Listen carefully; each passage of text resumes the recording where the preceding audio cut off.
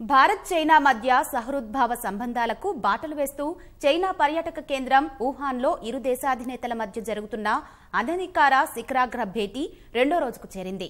హృదయపూర్వక సమావేశంగా పేర్కొంటున్న ఈ భేటీలో ఇరు దేశాధినేతలు ద్వైపాక్షిక, ప్రాంతీయ, అంతర్జాతీయ అంశాలపై తమ అభిప్రాయాలు పంచుకుంటున్నారు.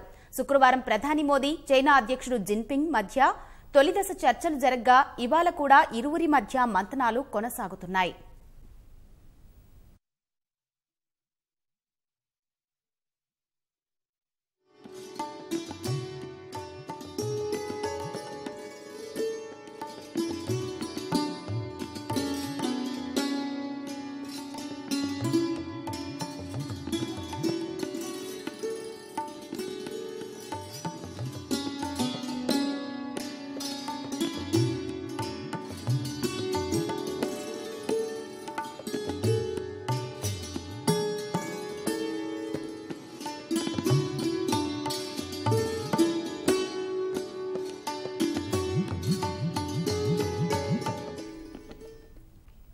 ద్వైపాక్షిక ఒప్పందాలు, సంయుక్త ప్రకటనలు చేయాల్సిన అవసరం లేకుండా ఒత్తిడి లేని వాతావరణంలో ఈ అనధికార సదస్సు జరుగుతోంది.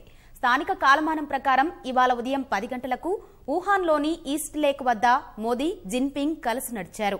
అనంతరం ఈస్ట్ లేక్ లో హౌస్ బోట్ ఎక్కి విహరించారు. పడవలో తేనీరు ఆస్వాదించారు.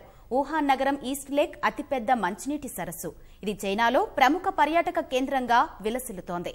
ప్రతి ఏటా లక్షలాది మంది ఈస్ట్ లేక్ ను సందర్శిస్తూ ఉంటారు. ఈ మధ్యాహ్నం మోదీ గౌరవార్థం జిన్పింగ్ విందు ఇవ్వనున్నారు. అనంతరం చైనా పర్యటన ముగించుకుని మోదీ స్వదేశం పయనమవుతారు.